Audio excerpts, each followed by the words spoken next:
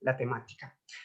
Aquí en la imagen ustedes ven lo que podría ser un virus que al parecer tiene una llavecita que encaja perfectamente en una cerradura. Esta llavecita es una proteína que tienen los virus y la cerradura también es una proteína, pero que está en nuestras células. Así es como logran infectarnos. Entonces ustedes ven aquí el título de esta charla que dice así: ¿es posible evitar pandemias como la COVID-19? Obviamente que al final esperamos que tengamos alguna claridad de si en realidad podemos o no podemos evitarlas. Y empezando con que la COVID-19, a veces la gente le llama con el género masculino, la COVID es una enfermedad, por eso es la COVID, y se llama la COVID-19 porque pues es causada por un coronavirus del año 2019. Tratándose de una enfermedad, es importante que nos remitamos a los referentes que nos dejó el padre de la medicina occidental, Hipócrates, 5 siglos antes de nuestra era. Según él, las enfermedades no son más que una consecuencia de los errores que cometemos y pues obviamente si cometemos errores las enfermedades terminarán apareciendo. Volveremos al final de la charla a este referente. Ya saben que son errores que cometemos las enfermedades.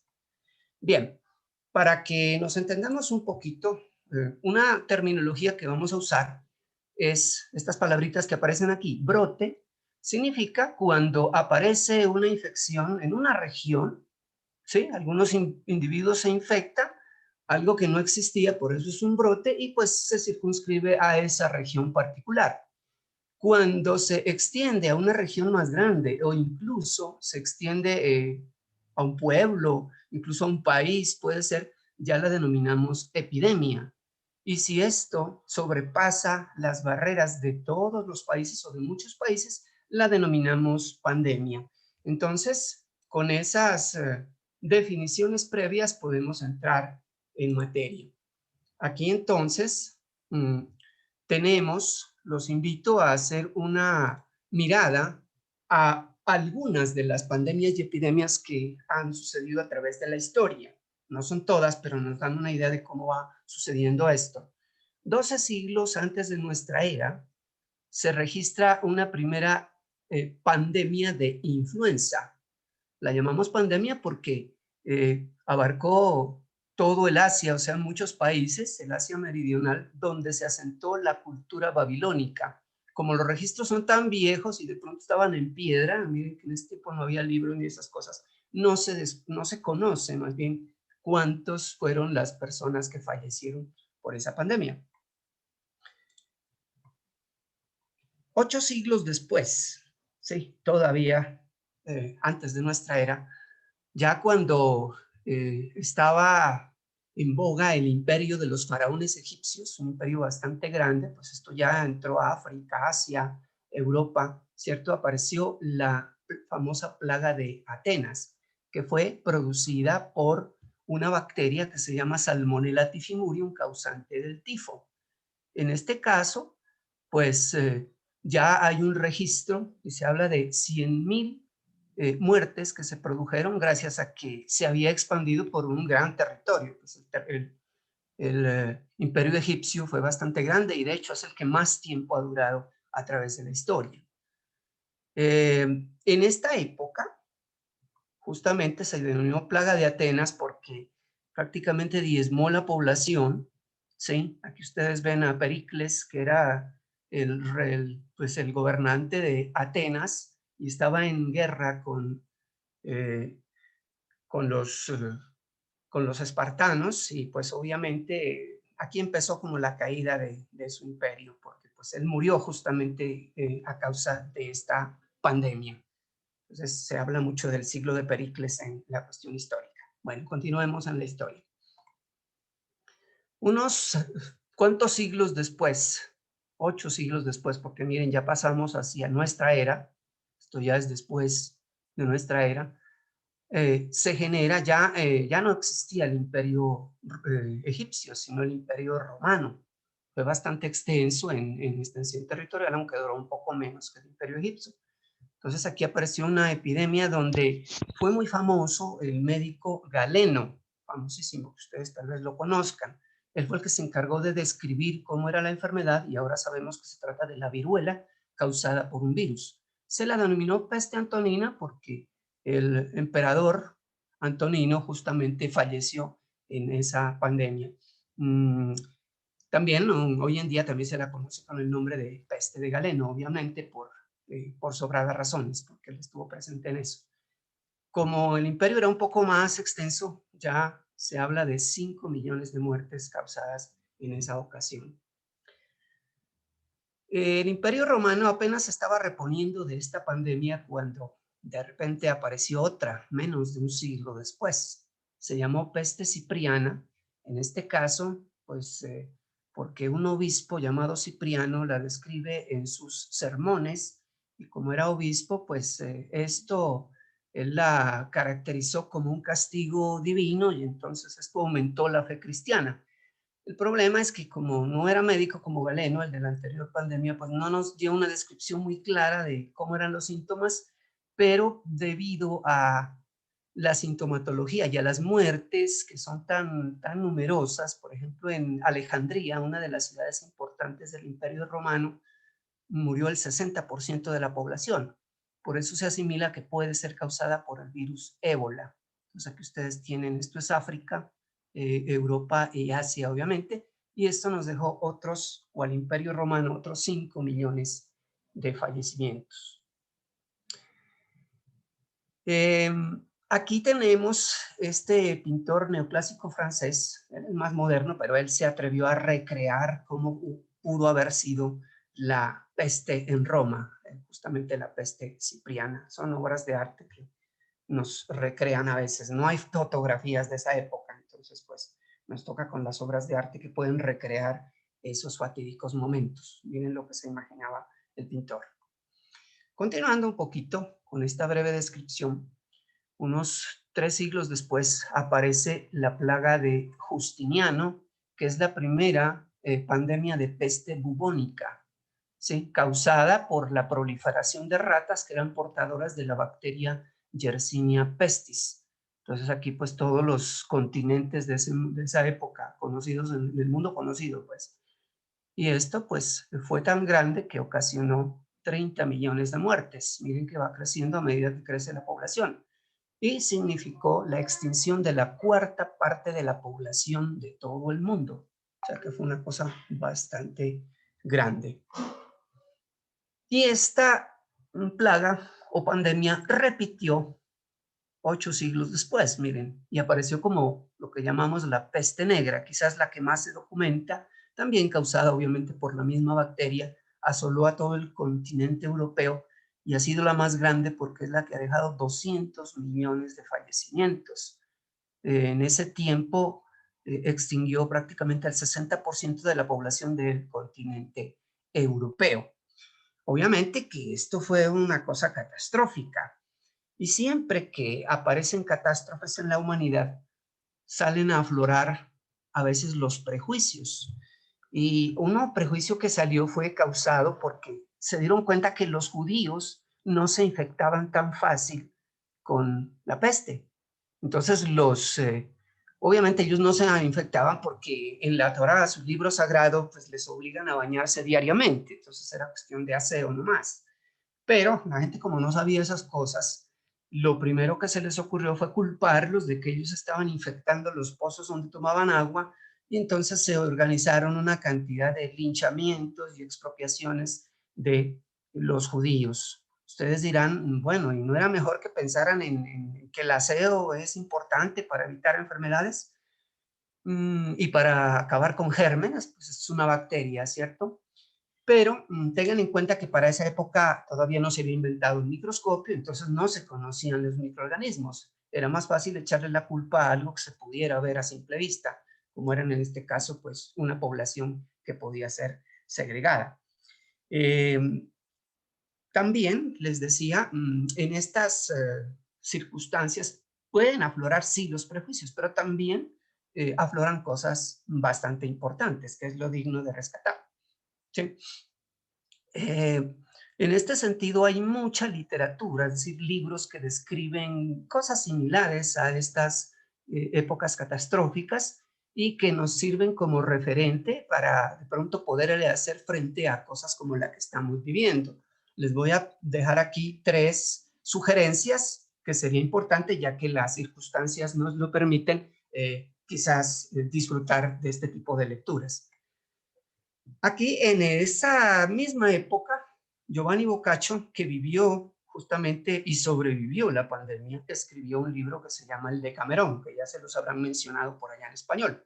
Relata la historia de la novela de este señor, como un grupo de jóvenes en la ciudad italiana de Florencia, donde vale el dato que les voy a dar, se extinguió el 80% de la población, solo sobrevivió un quinto, y estos jóvenes decidieron aislarse en las afueras de la ciudad, llevaron sus guitarras, sus instrumentos y se dedicaron a la música, al arte y a contar historias. Entonces Giovanni Boccaccio lo que hace es, en su libro El Decamerón, relata justamente esas 100 historias, porque fueron 100 historias las que alcanzaron a contarse, muy divertidas de leer, que ustedes podrían disfrutarlas. Y de paso nos deja este mensaje, miren, nos dice Boccaccio que es mejor hacer las cosas mientras uno puede hacerlas. ¿Sí? Es decir, ahora que nuestros seres queridos están presentes, pues podemos disfrutar de su compañía y no tener que estarnos arrepintiendo después cuando ya no estén. Es posible que ya no estemos nosotros. Un mensaje bien interesante que nos deja además la novela. Sigamos con este recuento histórico. Bueno, les decía que otro referente puede ser La peste, una novela de Albert Camus, Premio Nobel de Literatura, que también relata una situación parecida a la que estamos viviendo, pero en la ciudad de Argel, en el país Argelia, en el norte de África. El señor, pues, nos dice aquí que quizás no es tan malo la peste que mata los cuerpos, sino que desnuda nuestras almas, por lo que afloran esos sentimientos a veces negativos, como les estaba diciendo. Otra persona que es interesante leer, en este caso, es José Saramago, también Premio Nobel de Literatura. Este señor en la novela Ensayo sobre la ceguera relata la situación de una epidemia donde todo el mundo se queda ciego, una cosa hipotética, pero entonces nos describe justamente cómo es la condición humana y las cosas tan terribles que pueden generarse de esos sentimientos negativos. Entonces, él habla de, en cierta medida, de que nuestra ceguera quizás es precisamente no tener esperanza en lo que hay en el mundo. Pues nos invita a no ser ciegos, obviamente. Bueno, continuamos entonces con el recuento. Ya unos 3 siglos después, cuando la conquista de América, ¿sí? Llegó Hernán Cortés a México y trajo la viruela, desafortunadamente. Y como los aztecas, eso era un gran imperio, pero los aztecas eran seres humanos que no habían estado en contacto con el virus de la viruela, que era de vieja data, ¿sí? Fallecieron muchos de ellos, fueron muy vulnerables a la enfermedad, fallecieron 6 millones y eso le facilitó la conquista pues, a los españoles. También esto nos hace entender cómo las migraciones de poblaciones pueden ser las que propaguen este caso de epidemias y pandemias.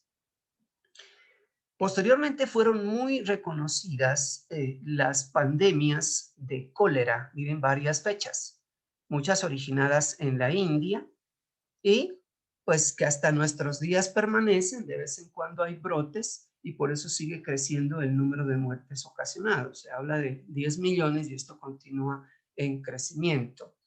Sobre esta pandemia también, pues nosotros tenemos un referente muy importante, ya que gracias a esto, Gabriel García Márquez, nuestro premio Nobel, se inspiró y escribió esta novela El amor en los tiempos del cólera, donde narra cómo los protagonistas de la obra, también en cierta medida parecido a los de los personajes de Boccaccio, se aíslan precisamente para dedicarse al amor en este caso. Y también nos deja ver cómo es más importante o nos relata a qué le daban más importancia, si a morir de la cólera, del cólera o a morir de otra cosa, en este caso el amor. Era una novela, es una obra magistral de la literatura universal que si no la han leído, pues sería ocasión de que también la miren. Interesante. Bueno, continuando, ya en el siglo XX, tenemos que el Estados Unidos, que ya era una potencia económica mundial, es como decir la versión moderna de uno de los antiguos imperios, allá se originó una epidemia de influenza.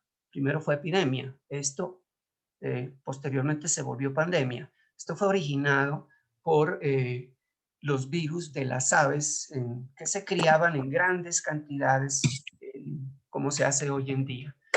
Lo complicado de esto, pues, es que a los españoles les tocó cargar con el estigma de que hoy en día se la recuerda como gripe española, aunque se originó en Estados Unidos.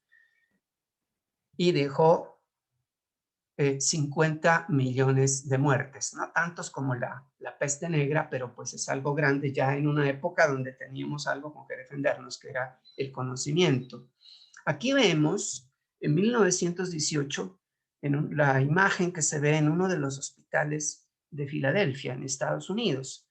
Y esto sucedió precisamente porque días antes habían programado un desfile militar porque la gente estaba ansiosa de incorporarse a la Primera Guerra Mundial, es que la humanidad no aprende, estaban en problemas de esto y se metieron en una guerra mundial. Entonces los militares organizaron un desfile y la gente concurrió multitudinariamente a observar los desfiles. Y como resultado, ese fin de semana perecieron solo en Filadelfia 4.500 personas y los 31 hospitales estuvieron abarrotados completamente, lo cual pues fue una catástrofe, obviamente, y así está registrado en la historia.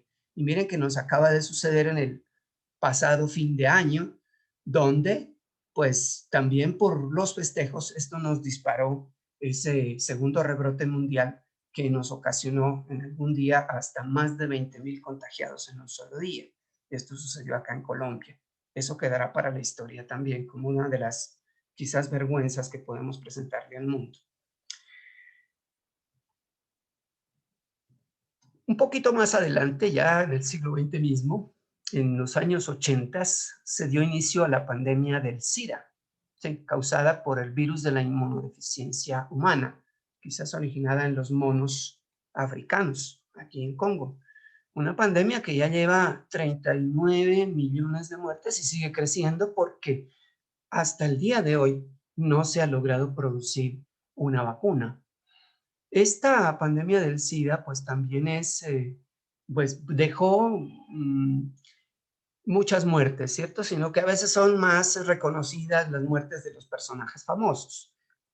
Miren, por ejemplo, aquí, uno de los primeros que falleció en 1987 fue Miguel Abuelo, uno de los pioneros del rock en español. Y curiosamente el mensaje que nos deja es muy parecido al que nos dejó García Márquez. Se acercan tiempos difíciles, amar es urgente. Otra figura muy conocida, en este caso del rock británico, ¿sí?, fue Freddie Mercury, que falleció en 1990. Y curiosamente también nos deja un mensaje parecido al que dejaba Boccaccio, en el sentido de que hay que atrevernos a realizar nuestros sueños, aunque obviamente no es necesario que una pandemia nos empuje para realizar nuestros sueños. Esta pandemia también nos ilustra un poco eso de los prejuicios que les mencionaba hace algún momento, porque inicialmente se pensó que esta enfermedad solo atacaba a individuos de etnia negra, ¿sí?, a los drogadictos y a los homosexuales, como es el caso de estos dos famosos artistas. Y entonces, pues no se le puso la atención debida y 4 años desde 1981 fue desatendida y eso significó una gran cantidad de muertes. Posteriormente, la Iglesia Católica, debido a su dogmatismo, también contribuyó a acrecentar el problema, sobre todo en África, porque la comunidad católica que está en crecimiento en África, pues allí les fue prohibido el uso de preservativos.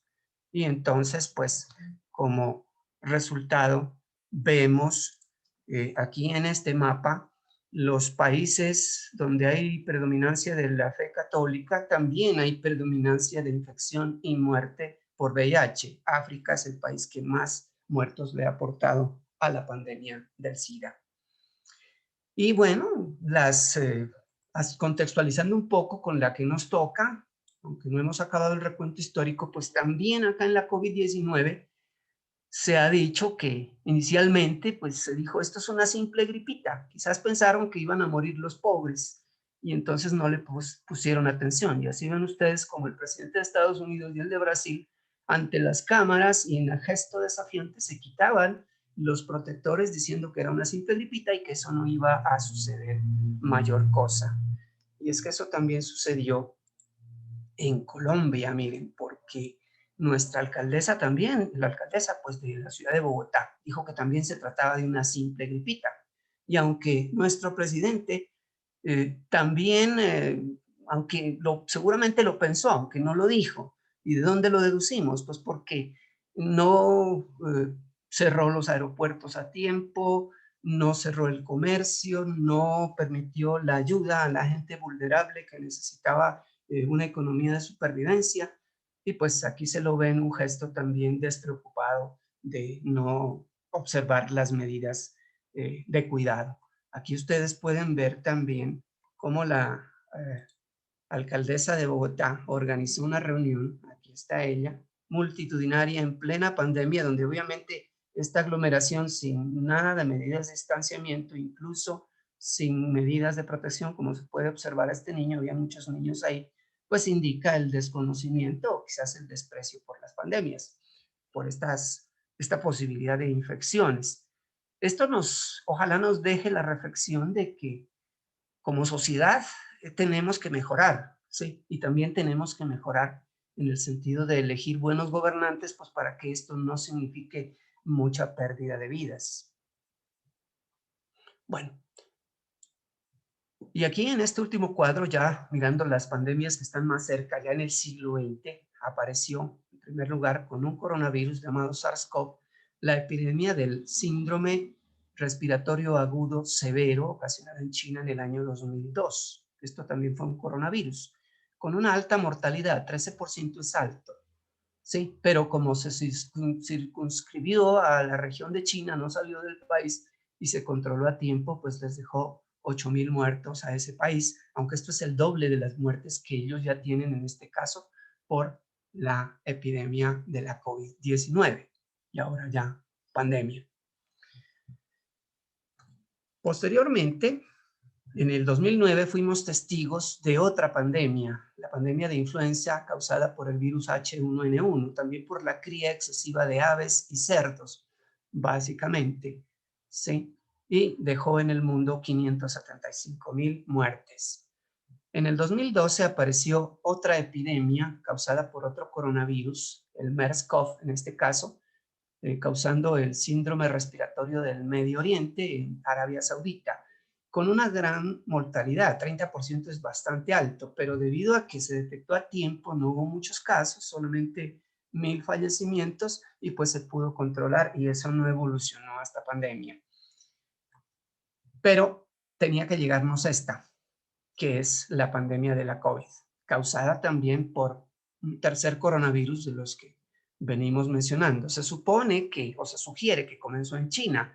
Sin embargo, las últimas referencias muestran que hay pacientes previos a los que reportaron en China. En Italia hay uno de octubre del 2019, quizás sea el paciente 1, así lo han denominado. El paciente 0 sería el que define dónde inició la pandemia, pero esto pues todavía no se ha determinado. Este virus proviene de los murciélagos. El de acá, el SARS provenía, el SARS-CoV del 2002, provenía al parecer también de murciélagos o pangolines, básicamente animales salvajes, y en este caso pues estamos casi seguros que son murciélagos. Esta pandemia nos ha dejado ya casi 2,5 millones de muertes y pues obviamente tiene todas las características de ser pandemia, pero ya nos coge un poco mejor preparados, ya no estamos hablando de tantos millones de muertes y ojalá no progrese tanto hacia allá. Viendo este pequeño recuento que les hago, pues cabe preguntarnos qué va a pasar en lo que sigue. Pues claramente sabemos que no será la última pandemia, la historia está plagada de epidemias y pandemias. Entonces, pues, lo que tenemos que hacer es como estar prevenidos, verdaderamente prevenidos con conocimiento, me refiero, para evitar este tipo de situaciones. De hecho, en el año pasado, en el antepasado ya, en 2019, en octubre justamente se realizó un simposio en la Universidad Johns Hopkins de Estados Unidos, patrocinada por la fundación que tiene Bill Gates con su esposa, ¿sí? Que ellos hacen este tipo de apoyo a las investigaciones. Y el simulacro que se hacía ahí era como preparándonos para una pandemia que estaba por venir. Claro que no se imaginaron que a escasos 2 meses se presentaría, y no por el virus que estaban pensando más en H1N1 que viene presentándose desde antes de nuestra era. Entonces, tenemos una pregunta, ¿cierto? Porque la charla es más que todo una pregunta, y la pregunta es que si podemos evitar la COVID-19 o pandemias como estas. Entonces necesitamos algunos elementos que nos puedan ayudar a definir si esto puede ser prevenible o no. Por eso entonces les quiero comentar que este señor, Nassim Nicolás Taleb, un economista libanés, escribió un libro que lo tituló El Cisne Negro, haciendo alusión a una frase que usaban mucho en Europa para designar cosas inexistentes. Es decir, un cisne negro es una cosa que no existe, entonces él lo llamó así. El libro tuvo un éxito editorial tan grande que fue traducido a 30 idiomas, un libro muy importante. De hecho, aquí ustedes pueden ver una versión de ese libro en chino. Claro que más cómodamente, yo sé que ustedes lo van a disfrutar en español. Bueno, pero hablemos un poquito de qué es lo que dijo en ese libro. Él nos dice que un cisne negro, él lo define, ¿cierto? Es un evento tan raro, tan poco probable, que no nos podemos imaginar que pueda suceder, ¿sí? Sin embargo, sucede. Y cuando sucede, produce un impacto tremendo en pues, la humanidad o en muchos otros aspectos. Veamos que esto trasciende a la humanidad. Eh, Cisnes negros, por ejemplo, según el autor, son la Primera Guerra Mundial. Nadie pensaba que eso iba a pasar, pero eso fue desastroso porque dejó incubada la Segunda Guerra Mundial. Sí. Otro puede haber sido la caída de las Torres Gemelas, el atentado que le hicieron. Otro, la caída del meteorito que contribuyó a la extinción de muchas especies, incluidas las de los grandes dinosaurios. Sí, pero obviamente no se trata solo de eventos catastróficos, también de eventos afortunados. Por ejemplo, la invención de la rueda, la domesticación de animales, la invención de la Internet, por ejemplo, ¿sí? Cosas pues o la invención de los antibióticos, el descubrimiento de la penicilina, ¿sí? Imagínense el impacto que eso tuvo. Mis abuelos, por ejemplo, solo aspiraban a vivir máximo 50 años, en cambio ustedes ya están aspirando a vivir como mínimo 100 años. Es decir, eso trajo ese impacto de duplicar en el siglo XX las expectativas de vida. Es decir, existen cisnes negros de ese tipo. El libro, además, para los que se inclinen por las ciencias naturales o por la economía, pues también trae como la enseñanza de que no hay que, digamos, desatender esos fenómenos que son poco probables. Ese es el problema que tiene la estadística en la economía. Solamente le pone atención a los hechos que tienen mucha probabilidad, descuidando los de baja probabilidad, porque son estadísticamente improbables y entonces se descartan, pero justamente son los que tienen mayor impacto. Impacto en la humanidad, en el planeta, incluso en el mismo universo. Son eventos de ese tipo. Obviamente que una vez suceden esos eventos, pues como son tan lógicos, pues les damos unas explicaciones y quedamos satisfechos. Con lo que no quedamos satisfechos es con que nos queda como la espinita de por qué fuimos tan absurdos de que algo tan lógico no se nos hubiera ocurrido, ¿sí? Y él nos habla también de que los cisnes negros, como él los define, no solamente están en esas cosas grandes, sino también en las cosas personales. Imagínense el impacto que tendría, por ejemplo, si ustedes deciden ahora, cuando terminen su bachillerato, estudiar o no estudiar. Sí, eso va a tener un gran impacto en su vida. Alguien decidirá abrazar la carrera militar, otro querrá irse, qué sé yo, hacerse sacerdote o seguir algún credo en particular. Otro que si el que estudia querrá estudiar ciencias humanas o ciencias naturales sería diferente. Alguien querrá casarse, alguien no. Bueno, les queda la espinita de cómo puede modificar su vida esos posibles cisnes negros de los cuales ustedes mismos podrían ser los causantes. Pero sigamos adelante porque tenemos una respuesta que elaborar al final de la charla, si esto lo podemos o no lo podemos evitar. Y para eso, pues primero demos una visión a cosas más técnicas ya específicas de la pandemia.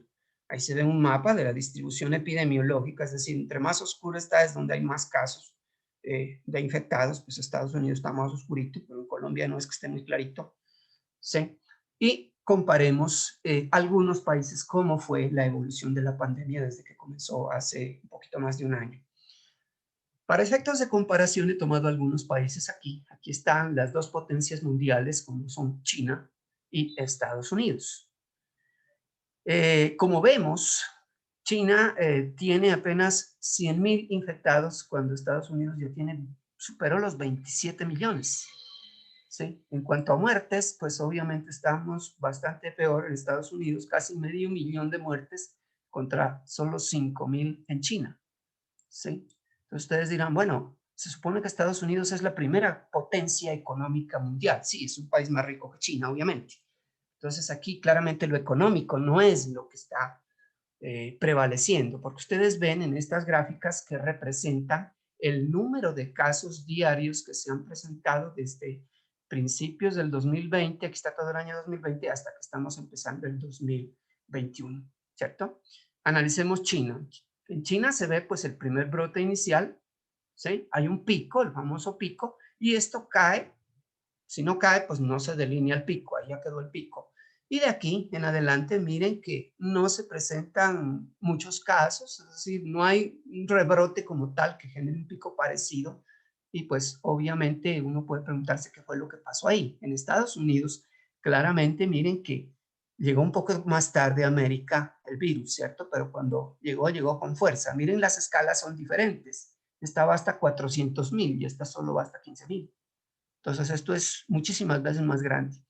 Entonces miren que no cae como delineando un pico, sino que se mantiene ese nivel de contagios, pero sí hay como un primer rebrote después del verano o en pleno verano, y después el segundo rebrote que fue más devastador. ¿Sí? Acá pues no hay rebrotes. Aquí al final pues estamos cayendo y es posible que esto dé origen a un tercer rebrote. Primer rebrote, segundo rebrote, sería tercer rebrote. No obstante, acuérdense que en Estados Unidos es un país donde se está vacunando extensivamente, es decir, el país que más vacunados tiene. Es posible que se evite ese tercer rebrote y pues China lo tiene controlado. Y uno puede decir, bueno, ¿cuál es la diferencia entonces? Ah, claro, ya vimos hace un rato en Estados Unidos qué pasó. Acá no le pusieron atención. Dijeron, eso es una simple gripita. Eso se va a llevar a los pobres, a los latinos, a los negros, que eso lo expresaron con ese racismo que tienen en Estados Unidos desde el gobierno de Trump. Obviamente ustedes vieron todas las cosas que sucedieron. Y en China, pues obviamente sí se atendió, no se dijo es una simple gripita. El Estado le puso atención a esto, porque la otra diferencia es que la salud en Estados Unidos, alguien paga por un buen servicio de salud, pero si tiene con qué, ¿cierto? En cambio, en China se trata de una, digamos, una cosa del Estado. La salud es algo estatal, entonces gratuita. De hecho, pues ustedes vieron en la televisión que en 10 días fueron capaces los chinos de construir un hospital para tratar la COVID de muchos otros hospitales que construyeron en esos días. Y acá pues no le pararon bolas a eso. Entonces, pues obviamente que lo económico no fue lo que influyó en esta abismal diferencia que hay aquí. Comparemos otro par de países. Y pues para la comparación, pues conseguimos países que sean similares, ¿no? Aquí los países hermanos, Suecia y Noruega, allá arriba de Europa, en la parte más alta, países que tienen más o menos la misma economía y las mismas condiciones culturales. Sin embargo, asumieron digamos, la forma de acometer la pandemia de manera distinta.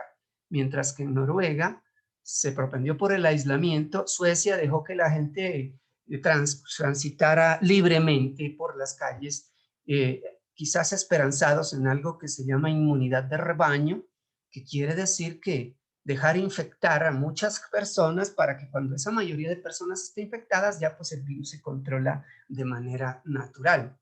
Pero pues obviamente eso no sucedió para este virus. Y así claramente vemos cómo en Noruega, otra vez tengan en cuenta las escalas, ¿cierto? Miren aquí 1.500 contra 40.000, ¿sí? Básicamente estamos hablando de 20 veces, esta figurita que vemos acá es 20 veces más grande de lo que aquí se ve, para poderla comparar con la de acá. Entonces tenemos el primer pico acá en Noruega, pero un control, obviamente, porque fueron bastante juiciosos. Pero acá, cuando empezó en Suecia, la gente transitó libremente. Acuérdense que esto es mucho más grande que lo que se ve en realidad. Pónganle 20 veces más grande. Miren que nunca cayó como acá. No se delineó un pico, sino que hasta el mes, a finales del mes de junio, fue creciendo.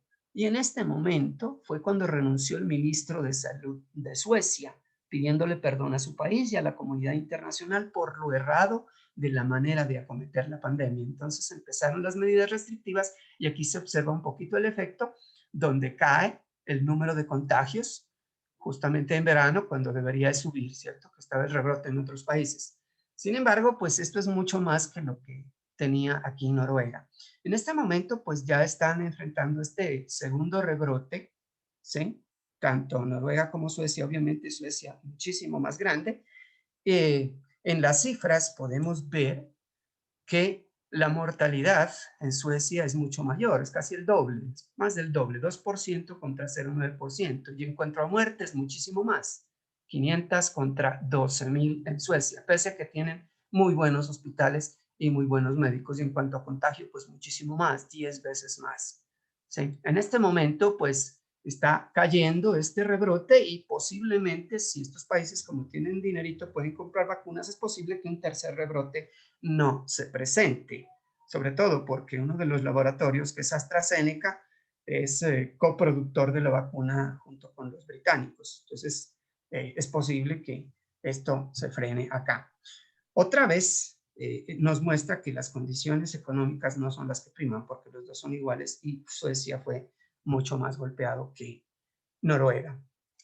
Esto nos sirve de abrebocas para comparar otros dos países también hermanos, que son Corea del Sur y Japón. Otra vez tengan en cuenta la diferencia de escalas. Esto va hasta 10.000 y esto hasta 1.500, es decir, esto es casi 7 veces más chiquito que acá. Hagan esto 7 veces más grande en su imaginación para que podamos comparar lo que está pasando entre los dos. A primera vista pareciera que es lo mismo, ¿sí? Un brote inicial y dos rebrotes posteriores, ¿sí? En los dos países. Sin embargo, más detenidamente observemos que en Corea empieza más temprano, quizás en febrero del 2020. En febrero había muy poquitos casos en Japón. Corea lo controla y fue un ejemplo mundial de control de la pandemia porque como 6 meses no tuvieron casi demasiados casos. Sin embargo, en Japón, miren que en abril hubo un brote más grande que no lo tiene Corea. Bueno, ¿y aquí por qué fue la diferencia? Es una diferencia cultural al parecer. Resulta que los japoneses cuando llega la primavera tienen la costumbre de departir con sus amigos y familiares para celebrar la llegada de la primavera y se van a reunir debajo de los árboles de cerezos en flor, las sakuras que ellos llaman. Es una costumbre pues que milenaria que nadie se las ha podido quitar, pero que les causó este brote tan grande aquí. Sí, si lo ponen más veces, pues van a ver que es más grande que el que tenía, que el que no tuvo Corea, porque Corea no lo tuvo. Posteriormente, hacia el verano, vemos cómo aparecen estos picos, pues son coincidentes con el flujo de gente. En verano la gente se mueve un poco más. Sí, le llegó un poquito más rápido a Japón porque tenía más base de pacientes infectados y además miren una diferencia que aquí podemos ver. Este primer rebrote en Japón fue mayor que el brote inicial. En cambio, en Corea, por sus medidas, este rebrote fue menor que el brote inicial. Posteriormente, otra vez se imponen las medidas restrictivas, pero miren que Japón queda con muchos casos más y pues eso hace que este segundo rebrote pues sea bastante grande, pues y también fue grande acá en Corea, aunque acuérdense que si esto es 7 veces más grande, pues es mucho más grande que lo que tiene Corea. Y al final, pues también tenemos el descenso que está ocasionando el paso de este rebrote y que quizás las vacunas eviten la aparición de un tercer rebrote, que como vemos, la progresión podría indicar que podría ser mayor si no hubieran vacunas, pero afortunadamente las hay. ¿Sí? Aquí en cifras podemos ver otra situación. Aunque la tasa de mortalidad es la misma en los dos países, pues el número de muertos no es igual. Miren que son casi 5 veces más en Japón que en Corea. Y también el número de infectados también es como casi 6 veces, ¿sí? 5 veces más en Japón que en Corea. ¿Sí? Entonces, otra vez podemos analizar que la situación no es de índole económico, sino de la forma en que se trata la pandemia. Acá fue por el desliz quizás de irse a ver los cerezos en flor. Y quizás se haga una diferencia ahora porque Japón sí tiene más plática que Corea, quizás compre más vacunas y a lo mejor pueda frenar con mayor facilidad ese posible tercer rebrote que se originará en países donde haya problemas de déficit de vacunación. Y pues con esto podemos entrar a comparar otros dos países hermanos que son Colombia y Venezuela. Aquí vemos, ¿sí?, que hay algunas diferencias, ¿sí? Mientras en Colombia ya llevamos más de 2 millones de infectados, Venezuela apenas superó los 130,000. En muertes estamos llegando a los 58,000. Venezuela solo tiene 1,200 y pico. Otra indicativo más triste aquí es 2.6% de mortalidad en Colombia contra solamente 0.9% en Venezuela. Y uno se pregunta otra vez, bueno, y si Venezuela son pobres y tienen esa crisis tan tenaz y ese bloqueo tan duro al que los tienen sometidos, y miren que manejaron mejor la pandemia. ¿Por qué? Ustedes dirán que esto se ve más pequeño, pero miren que este mapita tengo que multiplicarlo 20 veces más, es decir, es 20 veces más grande porque mi escala va hasta 30,000 y acá solo hasta 1,500. Entonces sí estamos mucho más mal. Sí, estamos pasando lo que era el segundo rebrote en Europa. Acá pues no se puede hablar de picos, aunque sí se delinea el pico, sería si esto llegara como hasta cero, pero no, miren, posiblemente va a bajar, pero la incógnita es, bueno, podemos evitar ese tercer rebrote que a todas luces pues, va a ser mayor.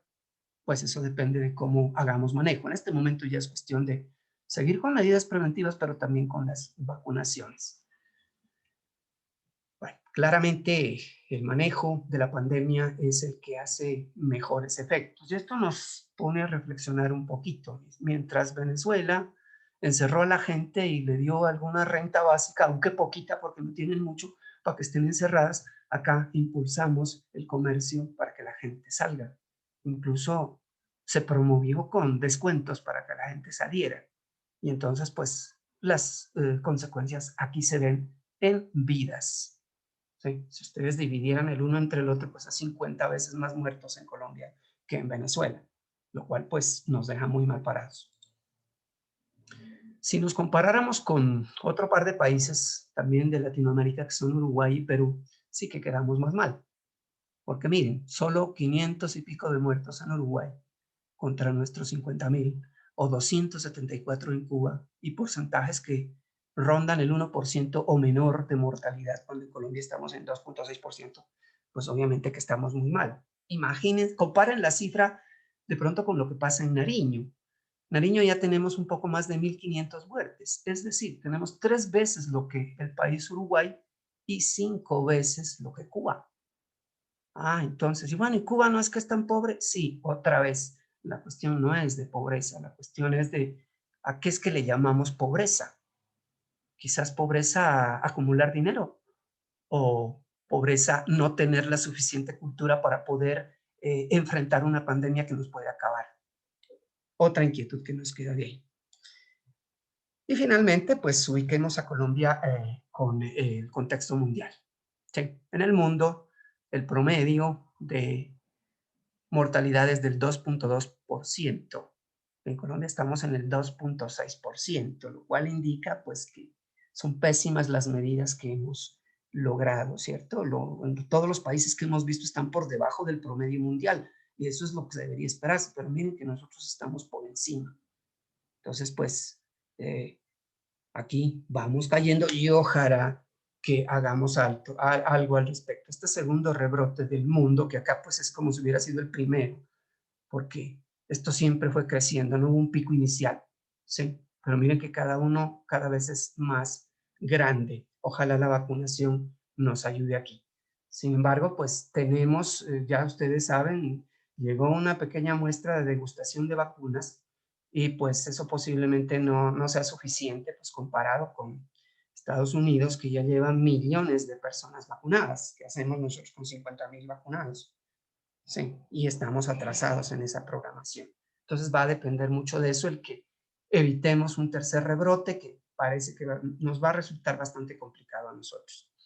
Entonces, la situación nos parece alarmante, ¿cierto? Pero otra vez, el conocimiento es el que nos va a salvar. Siempre ha sido el conocimiento el que nos ha salvado. Entonces, vamos a ver quién nos puede brindar ese conocimiento. Ya hay.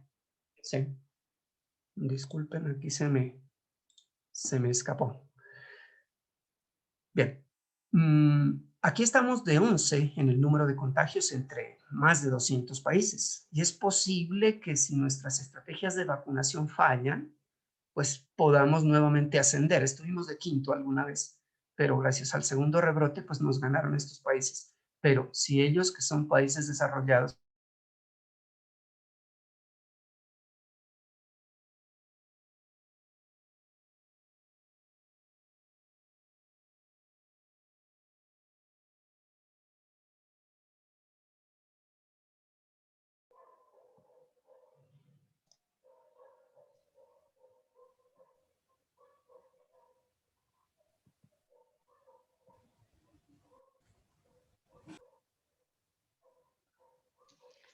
¿Perdón? ¿Se fue el audio? ¿Se fue el audio? Creo que sí. Profesor Jesús Cabrera. Sí, se fue el audio.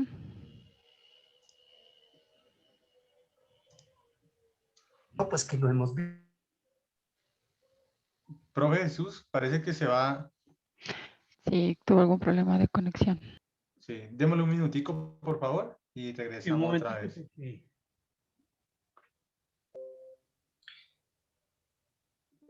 Disculpen, se me cortó un ratito. ¿Me podrían informar si están mirando mi pantalla? No, profesor, No, todavía ahorita no. no. Puede volver a compartir. No, por el momento no. Me dice, por favor, si ya. Ahí ya. Ya, ahora ya, ahora ya. Bueno, ¿Puede regresar un poco, profe, para estar un poco más atrás? ¿en qué parte sería? ¿De qué estábamos hablando? Disculpa. En una tabla que nos estaba mostrando, un cuadro. Ahí. Ah, ya. Eso. Sí, listo. Lo que se Ya, pues. decía es que Colombia está en el puesto 11 en el número de contagios a nivel mundial. Y si nuestras estrategias de vacunación fallan, pues podríamos ascender. ¿Por qué? Porque estos países son países desarrollados que están vacunando intensivamente. Entonces van a frenar la aparición de ese tercer rebrote y quizás nosotros no estemos a la altura de esos países. Les decía que no es cuestión de cruzar los dedos, sino que el conocimiento es lo que nos puede salvar. Y hacía alusión aquí a Marie Curie, un excelente ser humano, una científica que ganó 2 premios Nobel, uno en física y otro en química. Fue la primera que logró esa proeza y solo hay 3 que han logrado esa proeza hasta ahora en 2 áreas de las ciencias. Lo importante es el mensaje que nos manda desde el pasado. Si nosotros conocemos y tenemos conocimiento, pues el temor es lo que podemos vencer con facilidad. Y es algo pues que lo vamos a ilustrar y que lo estamos viendo, porque cuando la gente desconoce, pues ustedes saben, los rumores, lo que nos llenan es de angustia y obviamente no podemos hacer nada cuando estamos demasiado estresados por alguna cosa que nos asusta. Entonces, conocimiento, ¿qué sabemos? Aquí tenemos una micrografía electrónica de los coronavirus, así es como se los puede ver. Y este halo que se le ve aquí es lo que hace que se les llame coronavirus, parece que tuvieran una coronita. ¿Sí? ¿Y qué tienen de especial? Pues aquí está un esquema donde muestra que tienen como material genético una molécula de ARN. Una molécula que es bastante inestable químicamente si la comparamos con el otro material genético que es el ADN. Este ARN le permite tener mutaciones más rápido y por tanto cambiar y evolucionar más rápidamente que los virus de ADN. También el Perdón, una virus tiene... pregunta. te podemos dejar las Básicamente es preguntas. como generar un anticodón, no es para saber bien No es eso. Podemos dejar las preguntas para el final, por favor. Guárdala, por favor. Bueno, entonces, Vale, gracias, también perdón. el virus tiene, en su envoltura, tiene proteínas. Y entre las proteínas destacamos la presencia de la proteína S. ¿Y por qué la destacamos? Porque es precisamente la que ha servido para elaborar las vacunas. ¿Qué más sabemos? Sabemos que el virus puede transmitirse entre mamíferos, ¿sí? Civetas, pangolines, camellos, mamíferos como murciélagos, humanos, pero también aves y reptiles. Además, conocemos de los virus que pues la clasificación está cambiando. Son los organismos más variados que existen, ¿sí? En cuanto a su clasificación. Y de hecho existen más de 35 familias de virus. Entonces se han clasificado en varios órdenes. Entonces aquí aparece el orden nidovirales. ¿Por qué? Porque de ahí vamos a ver dónde está ubicado nuestro coronavirus de ahora. Los nidovirales tienen varias familias y una de las familias es la de los coronaviridae. Y esa familia coronaviridae tiene por lo menos dos que tenemos aquí en este cuadrito, hay más subfamilias. La subfamilia de coronavirinae es la subfamilia de los coronavirus. Miren que estos son otros, ¿sí? Y de de la subfamilia de coronavirinae hay géneros con letras griegas, alfa, beta, delta, etcétera, y gamma, por lo menos 4. Y aquí se subraya en rojo los del género beta, porque son los que dan origen a las especies, donde la especie B es el SARS-CoV-2, que es el que nos tiene metidos en esta pandemia. Bueno, sabemos que a los coronavirus, como a muchos virus, les gusta circular entre las especies. Aquí tenemos el género beta, que al parecer vino de los murciélagos, ¿sí? Y pues se transmite al humano y del humano a animales domésticos. Se sabe de ratas que han sido contagiadas por contacto con humanos, porque pues ya se contactan con humanos. También se sabe de felinos desde un principio. Bisones fueron infectados por humanos, ¿sí? Por aquí los vemos y es posible que circulen también junto con los otros géneros. ¿Por qué? Porque esa es la manera que tienen de propagarse. ¿Sí? Ellos no podemos decir que se reproduzcan porque pues no los consideramos seres vivos, pero pues de que se propagan y muy eficientemente. Bueno, ¿cómo sabemos que provinieron de los murciélagos? Miren lo que hicieron. Se mira la secuencia del ARN, de pronto para la pregunta que me estaban haciendo, esto sigue ilustrando cositas.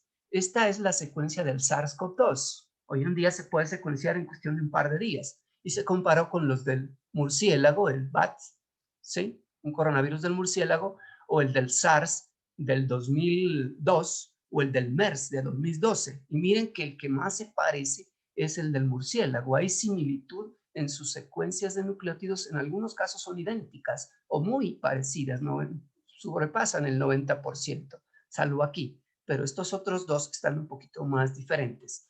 Con estas secuencias, los biólogos organizan unos trazados como esto, que ellos denominan árboles filogenéticos.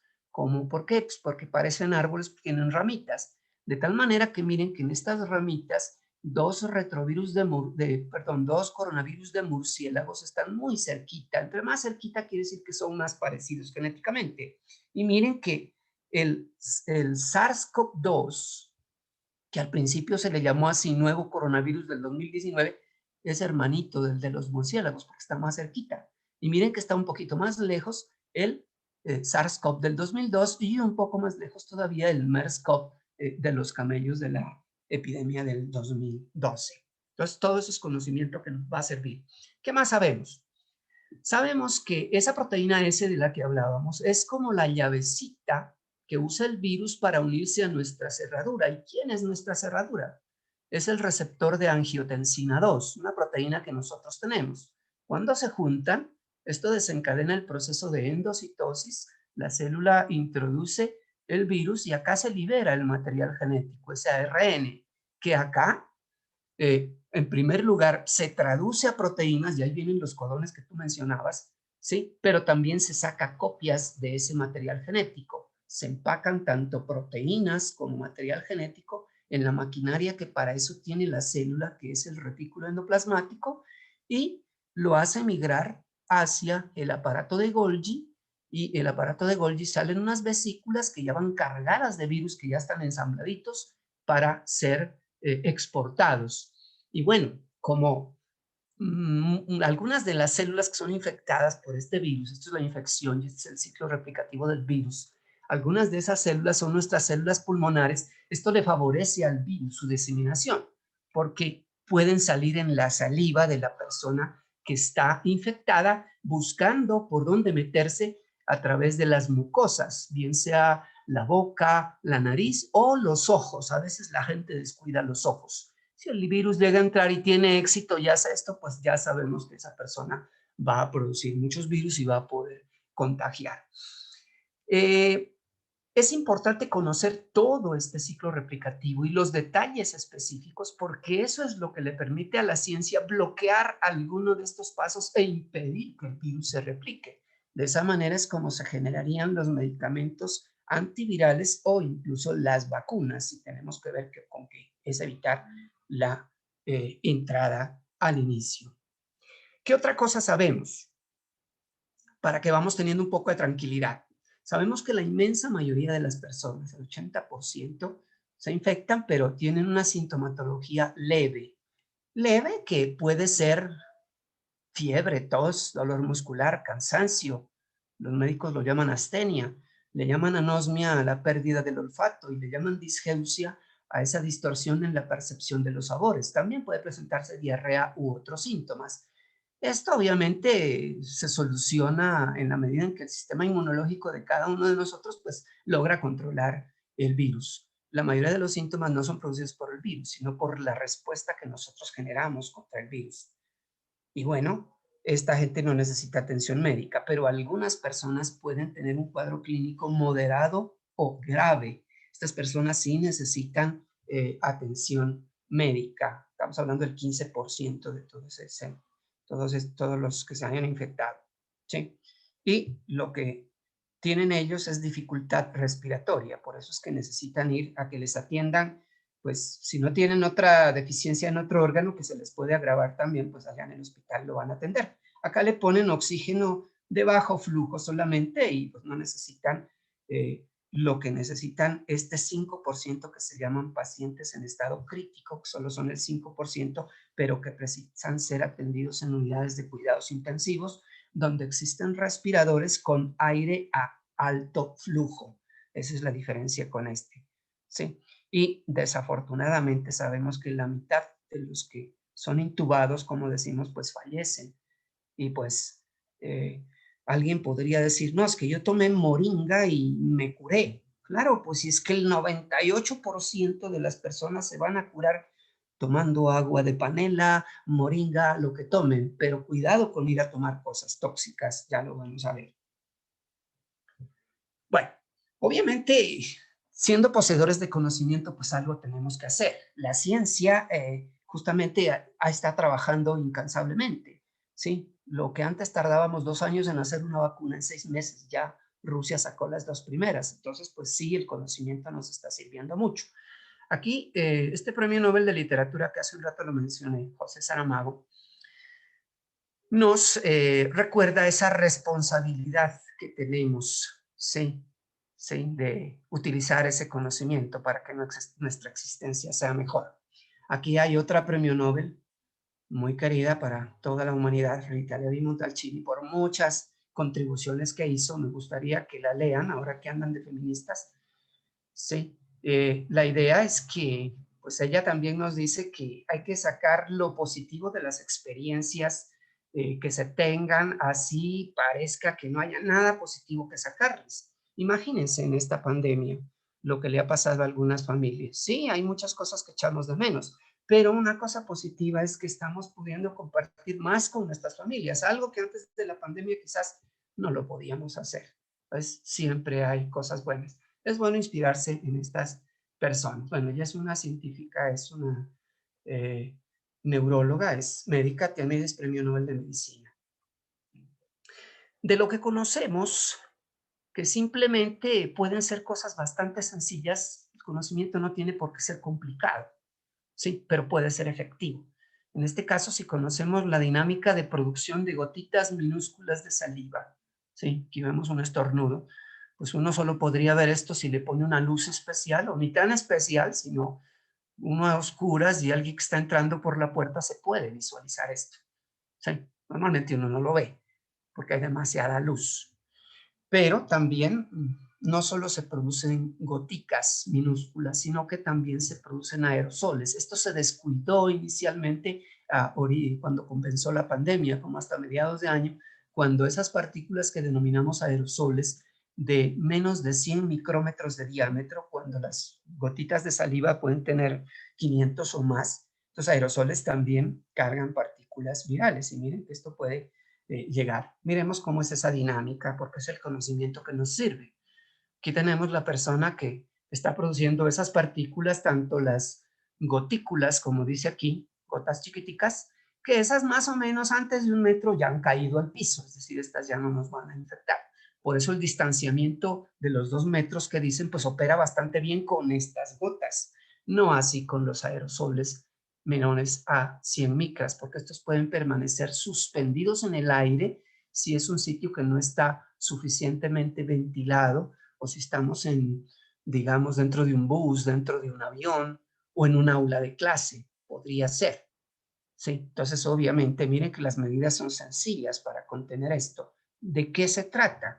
Pues obviamente el uso de tapabocas, y ojalá las careticas que se ponen los que pues están atendiendo pacientes demasiado contagiados, ¿no? Los personal de salud me refiero, pero obviamente a través del ojo se podría recibir directamente. Aquí tenemos una persona contagiada y miren el efecto que hace, digamos, de filtro para que no se contagie. Obviamente que depende también de la calidad de estos filtros. Y claro que si está tanto la persona contagiada como la que no está contagiada usando tanto la medida de distanciamiento como la protección de barrera, pues obviamente que la cosa va a ser menor. Es decir, es algo que lo conocemos y lo tenemos que seguir usando sin importar todo el show que le hayan hecho a las 50,000 vacunas, que solo parece que sirvieron para unas cuantas personas, cuando somos más de 40 millones de individuos en el país. Y pues se va a tardar quizás este y el otro año en que esa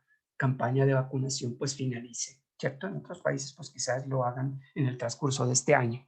Entonces hay que tener en cuenta eso, de que no hay que descuidarse. Y es simplemente el conocimiento el que nos va a salvar, como ya les había recordado, y nos lo recordaba pues Marie Curie, incluso también Rita Levi. Bueno, ¿qué tenemos de claro? Albert Camus, premio Nobel de Literatura también, pero este ya del siglo XX, el escritor de La Peste, nos dice eso en su novela. Lo único que tenemos seguro es que hay un virus que nos puede infectar. Lo demás depende de nosotros, cómo lo enfrentemos, de manera ignorante o con conocimiento. Ya sabemos que con el conocimiento es mucho más eficiente. Entonces, ¿por qué no usarlo? Bien, la ciencia sabe eso, obviamente. Ellos no necesitan que Albert Camus les haya dicho eso. Entonces, obviamente están trabajando en producir, pues, medicamentos. Bueno, medicamentos fue difícil, como les decía. Quizás para que un medicamento salga a producción ya se necesita que pasen por lo menos una década. El virus, en este caso el SARS-CoV-2, no nos iba a dar todo ese tiempo. Entonces, pues es lógico pensar que los científicos pues trataran de utilizar los medicamentos que se hubieran utilizado con otras infecciones virales, ¿sí? Por ejemplo, se ensayó la cloroquina y sus derivados. También se ensayaron los antivirales como lopinavir, ritonavir, disulfarán, algunos antibióticos como ciclosporina A o acitromicina, incluso antiparasitarios, es decir, buscaron todo. Ivermectina, nitazoxanida, ¿sí? También los usaron, pero obviamente no funcionaron. El único que funcionó en una medida muy poquita, en 5% de los casos, fue el remdesivir, ¿sí?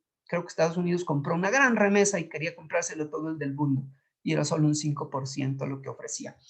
Aquí es importante recalcar una cosa, miren. En este mundo tan conectado y tan globalizado en el que estamos, no solo es fácil que se comuniquen los virus, que nos traigan virus de Italia, que los llevemos para la Patagonia o para la China o para donde sea, ¿sí? También proliferan las noticias falsas, también llamadas fake news, ahora que les suena más el término.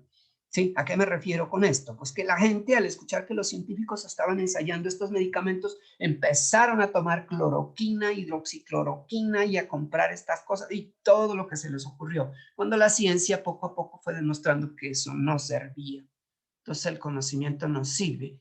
¿Por qué nos sirve? Porque si nos ponemos indiscriminadamente a consumir todas estas cosas, vamos a causar problemas y ahí sí tenemos que ir al hospital a que nos desintoxiquen o a que nos solucionen el problema que nos ganamos por haber consumido una cosa que no estábamos necesitando.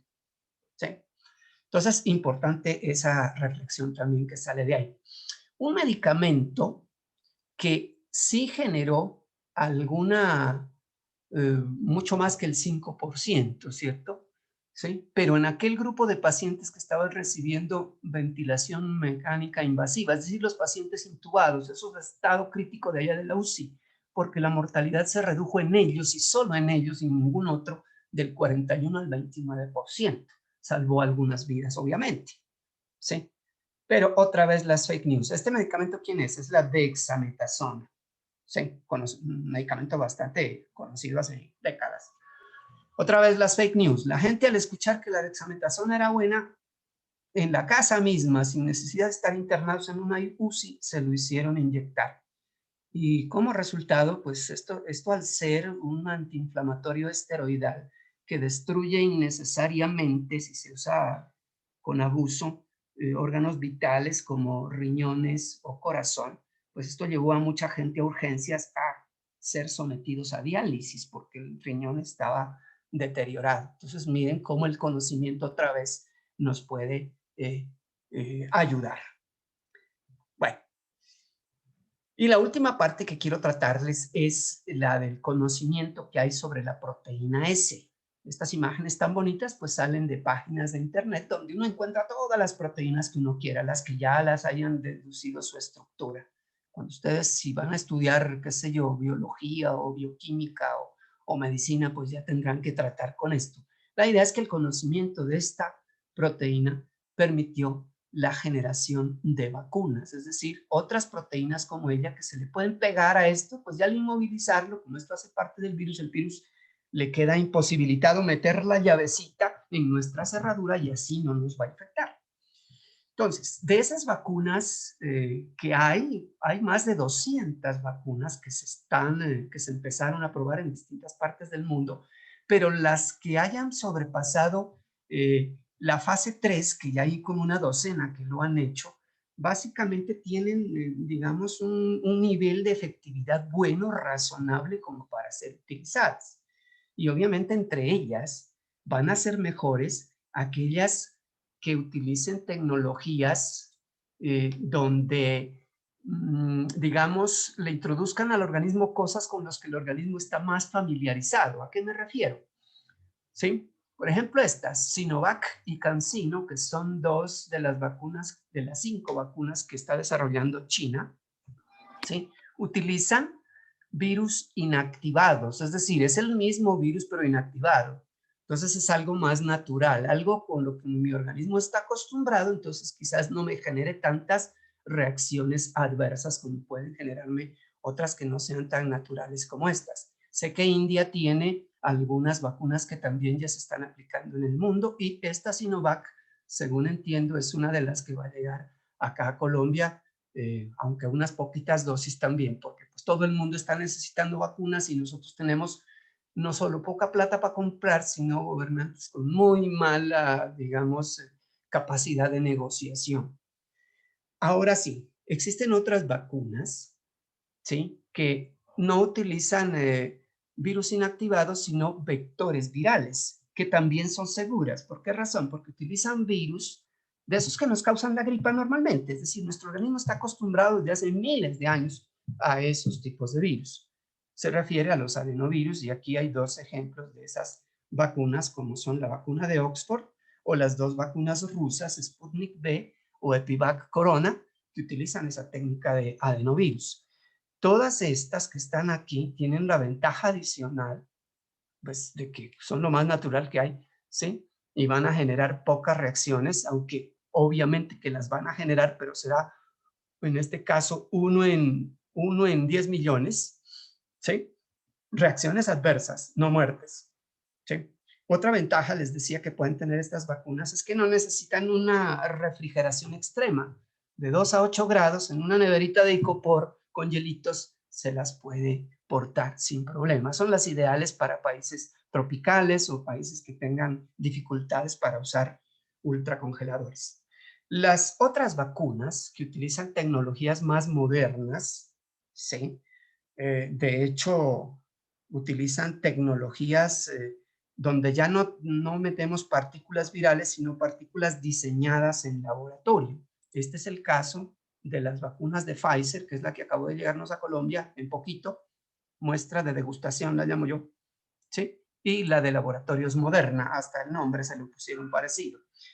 ¿Qué tienen de especial estas? Pues como no tienen un vector viral en el cual empacarlas, lo que hicieron fue empacarlas en vesículas lipídicas, pero como los lípidos se destruyen fácil, las tuvieron que recubrir de ese protector que le ponen a los alimentos que a veces llegan en Navidad. Se llama polietilenglicol. Resulta que al polietilenglicol hay mucha gente que es alérgica.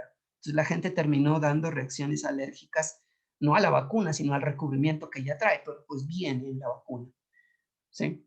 Entonces, pues, obviamente existen esas vacunas y tienen cierta seguridad. Uno diría, bueno, es que si me va a causar reacciones alérgicas. Bueno, estas tienen una posibilidad de producir reacciones adversas 10 veces mayor que estas otras, pero todavía sigue siendo bajo, porque bajamos de 1 en 100 millones a 1 en 10 millones, ¿sí?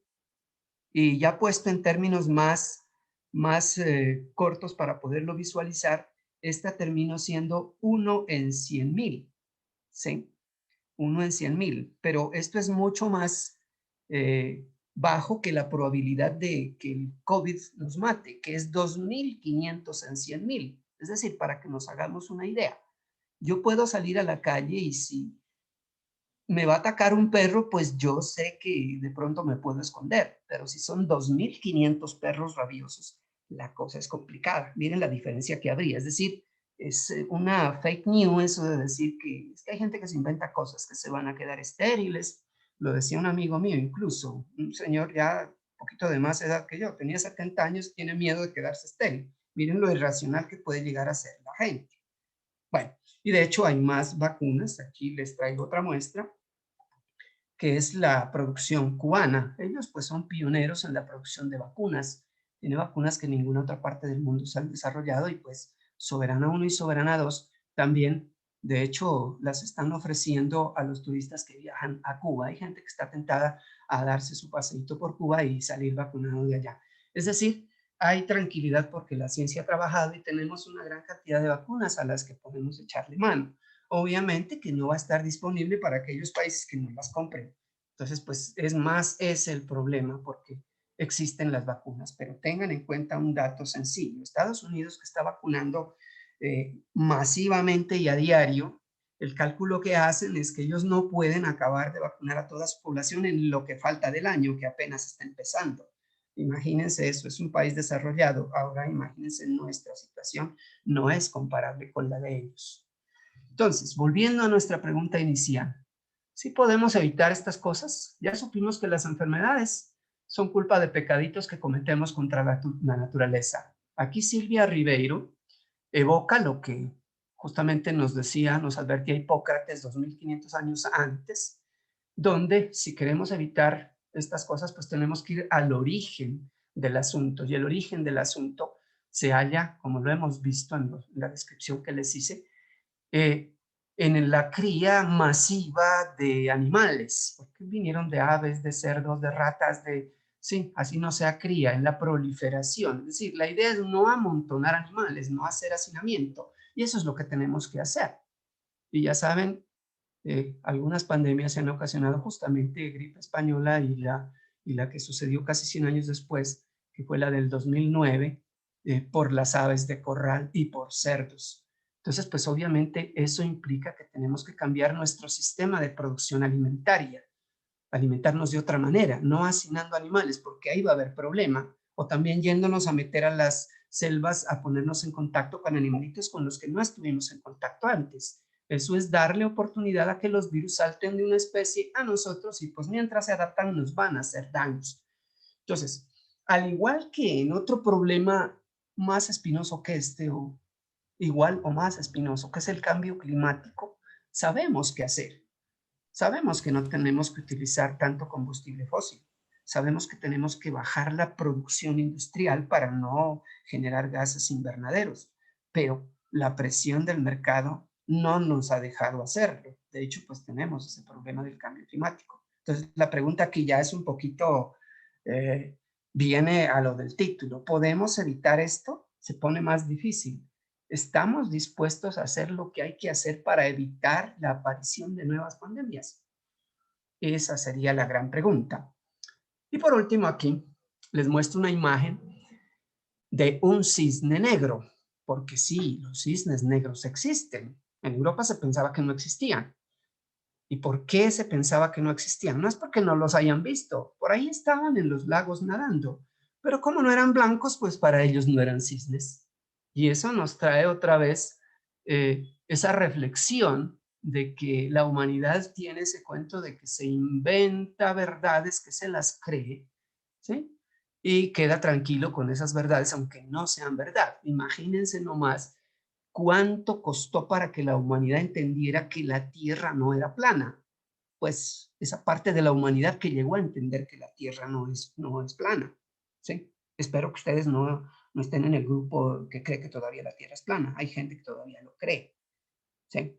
Bien, entonces, ya finalizando, pues simplemente quiero dejarles como ese mensaje. Ustedes miren a ver si es posible, parece que sí es posible evitarlo, pero pues hay que hacer las cosas. Yo les deseo tanto a ustedes como a mí mismo que ojalá aparezca un cisne negro de esos afortunados, no de los desafortunados, para que pues nuestra vida mejore bastante. Entonces, les agradezco mucho su atención, preguntas y comentarios a esta pequeña disertación que les he podido compartir. Muchísimas gracias. Profesor Jesús Cabrera, muchísimas gracias por su interesante charla. Y ahorita pues damos paso a la sesión de preguntas. Entonces, ¿serían tan amables de levantar la mano? ¿Vale? Ustedes tienen esa opción de levantar la mano.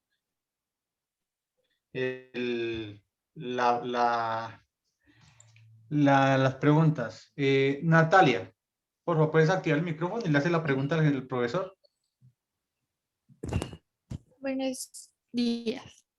Buenos días, Natalia. Bueno, como en el recuento histórico y como pues al momento de que nos explicó, pues me di cuenta que la mayoría de las pandemias o epidemias o virus se dieron en el continente asiático, europeo o en África. Bueno, mi pregunta es que ¿por qué se dan como más en esos continentes, digámoslo así?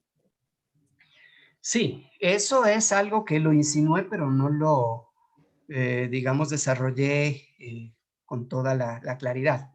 Y está bien, la pregunta es muy importante. ¿Por qué en esos contextos? ¿Por qué en Asia? ¿Por qué donde hay imperios? Pues justamente tiene que ver con la aglomeración de personas. Pero ustedes saben que las personas se contactan con animales. Sí, en los mercados lo que se vende es animales para, pues, para su leche, para su carne, y pues donde hay mucho comercio es justamente donde más se presentan esas pandemias. Si uno revisa en el recuento histórico, por ejemplo, la pandemia, la de la peste bubónica, vino de la proliferación de ratas. ¿Y por qué proliferan las ratas? Pues porque hay mucho comercio. Donde hay mucho comercio, sobran muchos productos y entonces las ratas proliferan. Y también donde pues son imperios, ¿cierto? Miren que hablábamos del imperio egipcio, el imperio romano, y no solo que donde haya mucha gente, sino que si el imperio se expande, pues también lleva consigo esos virus. Por eso fue que llegaron a América algunos. Lo que pasa es que al principio, pues el continente americano estaba muy poco habitado. Pues como había muy poca gente, era muy poco probable que una pandemia pudiera prosperar. Solo prosperan donde hay mucha aglomeración de gente. Es básicamente esa la razón. Bien. Profe, antes de continuar con las preguntas, les recuerdo a todos los asistentes que por favor sean tan amables de diligenciar el formulario. Juan, ¿puedes activar tu micrófono, por favor? Gracias, profe. Bueno, una reflexión, una inquietud ante todo, ¿no? Pues esta pandemia, esta situación que actualmente vivimos, pues como nos lo decía Doctor Cabrera, también nos sirve para sacar cosas positivas y poder avanzar como seres humanos y de forma personal también. Es decir, si de esto no aprendemos nada, es porque realmente no merecemos existir, como lo decía alguna de las diapositivas ahí. En el caso nuestro, pues yo he pensado que el ser humano como especie creo que es la única plaga que existe en este planeta. Nosotros hemos hecho tanto daño a nuestro planeta y nosotros mismos nos hemos hecho ese daño por tal vez jugar a ser los dioses, los que gobernamos, los que somos dueños de este planeta. Entonces no sé hasta qué punto este, esta epidemia y estos virus que aparecen eventualmente son como respuestas de la naturaleza para tratar de regular esta situación, tratar de volver al cauce normal de una naturaleza que siempre ha sido así, siempre ha existido.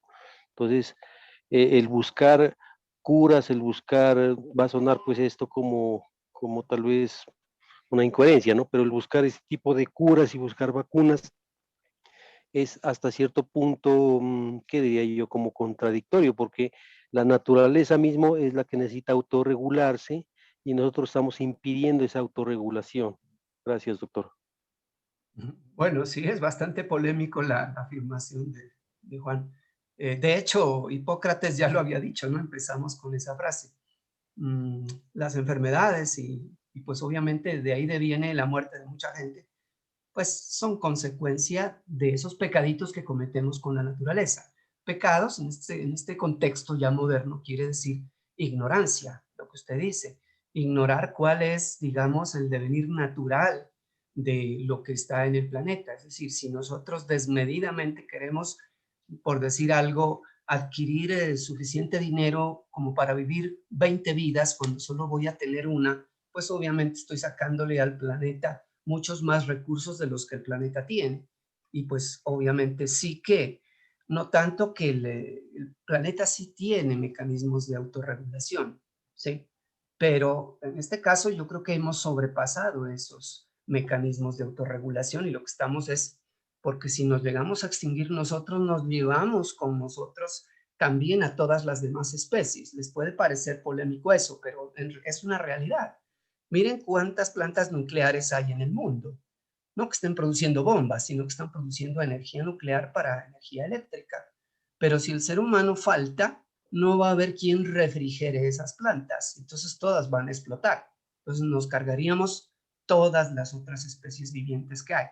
Es decir, ya somos un mal necesario para este planeta por ese detallito de haberlos metido a jugar con algo que quizás nunca nos debimos haber metido a jugar, que era la energía atómica. Buena la intervención, muchas gracias. Otra pregunta, muchachos y jóvenes. Alison, por favor, ¿puedes activar tu micrófono? Sí, buenos días. Buenos días, Alison. Pues primero, muy interesante pues lo que nos compartió. Y una pregunta que yo tengo es que, o sea, se ha escuchado las noticias de que el COVID está mutando, que hay mutaciones como británicas y eso. Entonces, ¿eso afectaría como a la vacuna que se buscó? Bueno, sí, es un hecho de que el hecho de tener ARN como material genético hace que el virus tenga ese material genético inestable y lo expone a que tenga mutaciones. Para el virus eso es bueno, porque al tener mutaciones lo hace cambiar y adaptarse a nuevos huéspedes. ¿Quiénes son esos huéspedes? Son otros animales, pues ya nos tomó a nosotros de huésped, pero va a conseguir otros, ¿sí? Con respecto a las vacunas, de hecho, las vacunas que se han hecho se hacen contra la llavecita que es la proteína S. Los anticuerpos que se generan en las vacunas tienen la característica de ser policlonales, y explico esa palabra. Quiere decir que van a atacar varias partecitas de la proteína. El virus puede cambiar en una partecita de la proteína, pero no en todas las que va a poder atacar los anticuerpos. Y lo otro que puede suceder es que si cambia mucho esa llavecita, esa proteína S, pues ya no nos podrá infectar, ¿sí? Naturalmente los virus siempre evolucionan para adaptarse al huésped, en el sentido de que les interesa más que el huésped no se muera, sino que esté vivo, enferme, como pasa con el virus de la gripa. Él nos viene enfermando hace miles de años, no sabemos cuántos, ¿sí? Pero está muy bien adaptado y esa es su estrategia para replicarse. Y una cosa que nos da tranquilidad es eso, cuando los virus mutan y cambian, por lo general se vuelven menos agresivos, ¿sí? De hecho, las vacunas que se tienen en este momento, obviamente para las nuevas cepas, la cepa B117 que surgió en Gran Bretaña, una cepa que surgió en Brasil o en Sudáfrica, tienen un poquito más de mutaciones que las otras que han encontrado, porque es que hay muchísimas. Bueno, el término correcto no es cepas, sino variantes. Sí, en realidad, las variantes que se van a presentar, pues sí están más o menos cubiertas con las vacunas que tenemos en este momento. Por lo menos para unos 2 años funciona. En 2 años el virus habrá cambiado lo suficiente como para que existe la tecnología, se diseñen y se actualicen las vacunas. Eso ya es mucho más fácil que crear una nueva vacuna. De hecho, para el virus de la influenza, anualmente se están actualizando y entonces pues no es tanto el problema por ahí. Lo que sí pasó con la cepa de la B117 de Gran Bretaña y la de Brasil es que parece que es como más contagiosa, no quiere decir más mortal, pero entonces obviamente como es más contagiosa nosotros tenemos que tener más cuidado para no contagiarnos. Ya sabemos cuáles son las medidas, siempre el conocimiento nos salva. No es una cosa caótica que nos vacunemos y que venga la otra cepa y no vamos a estar protegidos. Sí nos brinda una protección durante un plazo razonable para que las vacunas se puedan actualizar. Gracias, Alison, por la pregunta, muy pertinente. Bien, gracias, profe. Gracias. ¿Alguna otra pregunta? Daniela, puedes activar tu micrófono, por favor. Buenos días. Buenos días, Daniela. Bueno, yo quería hacer una pregunta. Pues en una parte, pues mencionaban que es importante pues elegir unos buenos gobernantes que nos ayuden con las medidas de prevención de pandemias como es pues la del COVID-19, ¿no? Pero pues yo creo que desde mi punto de vista, yo creo que eso es parte y parte. O sea, obviamente las medidas que imponen los gobernantes son importantísimas, pero también lo son como lo tomamos nosotros desde la vida de cada uno, ¿no? Por ejemplo, en las gráficas que presentaron, si nos ponemos a comparar, por ejemplo, en los países de Asia, allá el pico no fue tan fuerte como fue, por ejemplo, acá en Colombia. Entonces, ¿cómo podríamos pues hacer que las personas de acá actúen pues a favor de que la pandemia no se siga expandiendo? Por ejemplo, voy a poner de ejemplo Corea porque sé un poquito de la situación de allá. Y es que, por ejemplo, allá los colegios volvieron más o menos en noviembre, si mal no estoy, y las cosas no se cerraron tanto como lo son acá. Pero al fin y al cabo, acá estamos más contagiados que allá en Corea.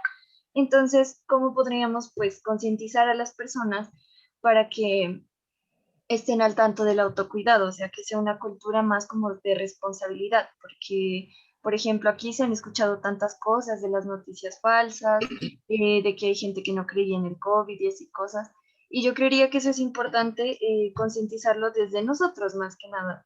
¿Y cómo podríamos hacer eso? Pues en cuanto a nuestro entorno escolar, como familia, y después ya llevarlo pues a un entorno ciudadano. Sí, justamente esa era como la intención de hacer una charla más que todo reflexiva, ¿no? Poniendo, digamos, la intensidad de la reflexión en esas cosas que nos tocan también a nosotros, poniendo los extremos. El presidente de Estados Unidos un día, de manera despectiva, se sacó el tapabocas, lo vimos en la televisión, después dijo que había que tomar hipoclorito, es decir, límpido, y hubo gente que lo tomó y hubo gente que se murió por eso. Es decir, los líderes sí influyen en cierta medida. Es innegable el liderazgo que tuvo China y Corea en ese sentido, donde pusieron las medidas de restricción en el tiempo en que era necesario, ¿sí? A veces es nuestra torpeza.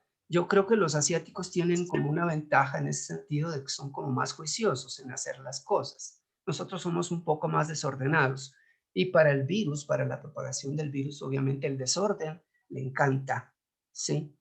De hecho, pues esta charla, ojalá que sea algo que se pueda multiplicar, por lo menos, si no los conocimientos, por lo menos las reflexiones que de aquí han salido.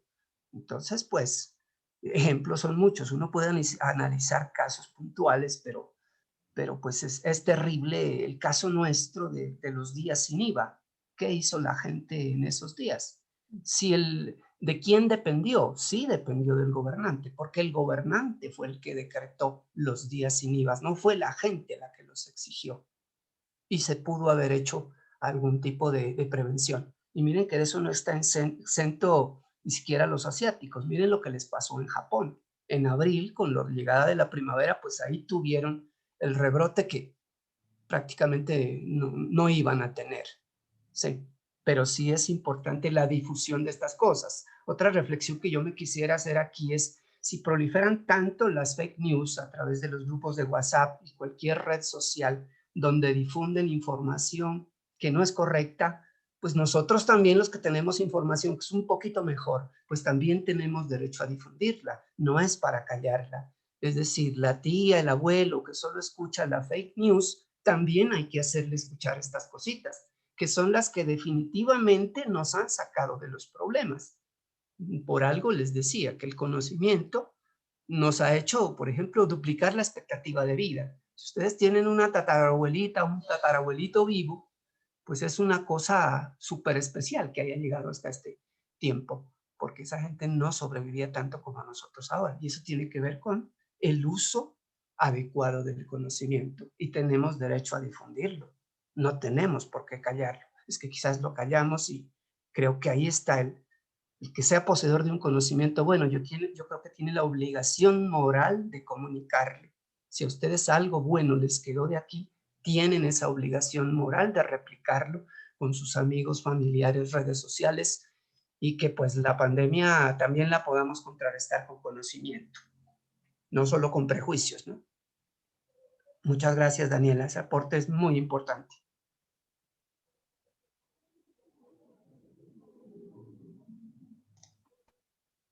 ¿Alguna otra pregunta? Daniel. Dos comentarios, ¿no? Pobreza, yo creo que aquí en Colombia tenemos pobreza de gobernantes también, ¿no? Y lo otro es que Marie Curie es como un cisne negro, porque yo creo que son los que nacen con esa inteligencia y esa proeza para 2 premios Nobel en las ciencias. Estudios acerca, digamos, de la propagación de la enfermedad con estos esquemas de mundo pequeño.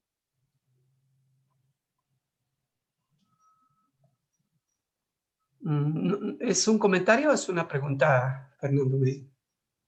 No es un comentario, pero si han hecho estudios acerca, digamos, de la propagación, porque realmente yo, desde mi punto de vista, como que la propagación sea, ¿por qué se da en diciembre? Por la cantidad de contactos que uno tuvo con los amigos o con familiares, ¿cierto? Entonces, entre más reducido sea nuestro grupo social, creo que la propagación va a ser menor. Entonces, claro. No sé si han hecho estudios de ese sentido.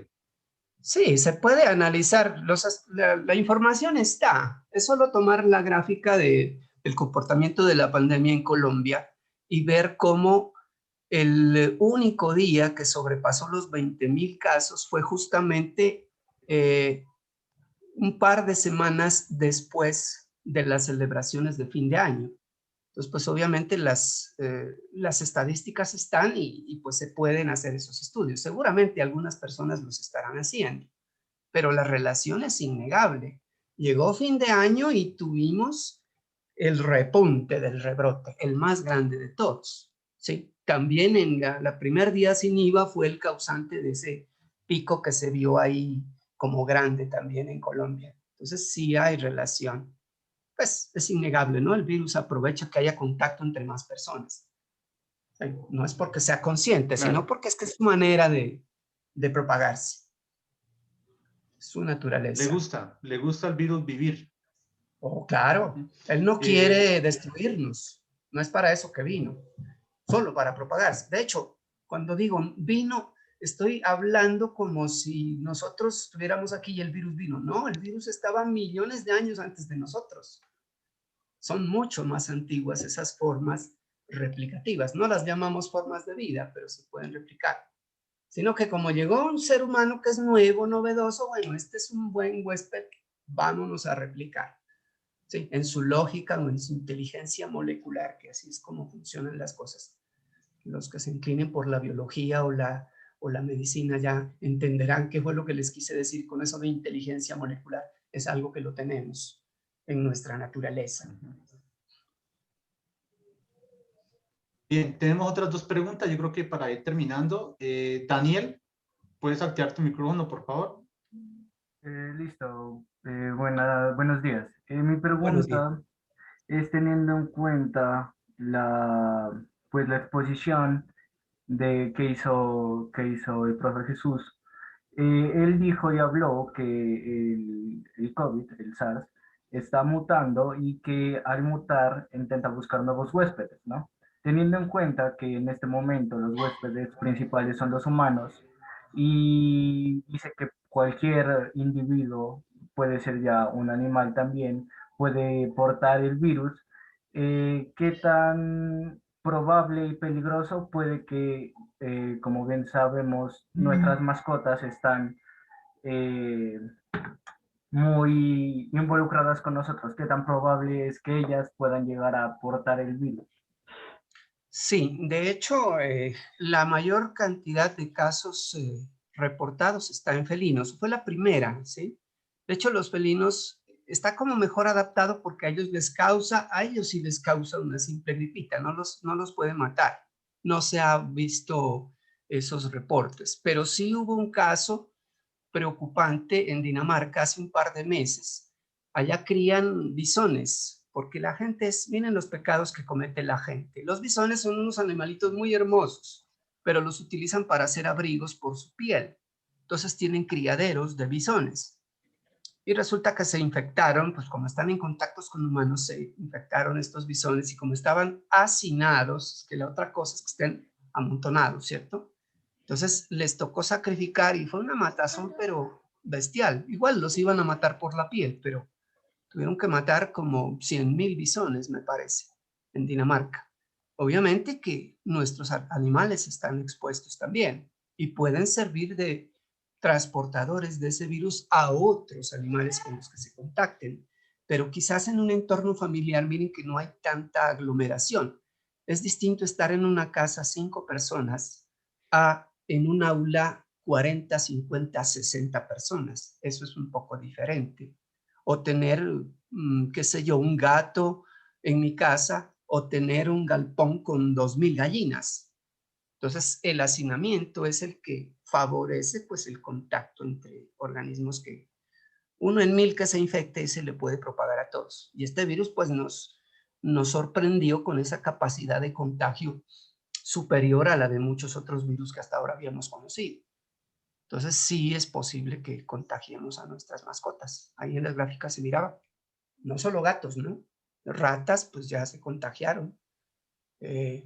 Camellos, acuérdense que de camellos vino incluso animales salvajes como los pangolines, los murciélagos y pues quién sabe qué otros. Eso era por allá en Asia, pero si me voy a meter a la selva amazónica ahora que la deforestaron para construir por allá, pues la gente se va a meter allá donde hay otros animalitos presentes. Entonces, pues también es posible que algún virus diferente haga algo parecido a lo que estamos haciendo. Miren que siempre todo se origina por pecados, llamémoslo pecados, como lo llama Hipócrates, ¿sí? En el sentido de no conocer cuáles son las normas que tiene la naturaleza y uno pasar por encima de eso, ¿no? Yo quiero es ganar plata, arraso la selva amazónica porque por ahí voy a poner autopistas y edificios, producción, pero las consecuencias las vamos a vivir después.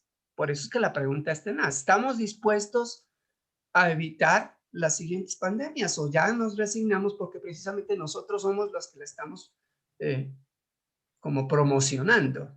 ¿Sí? Pues sí, hay que cuidar a las mascotas también, obviamente.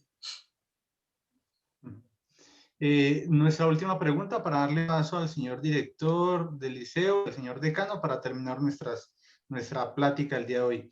María José, ¿puedes activar tu micrófono, por favor?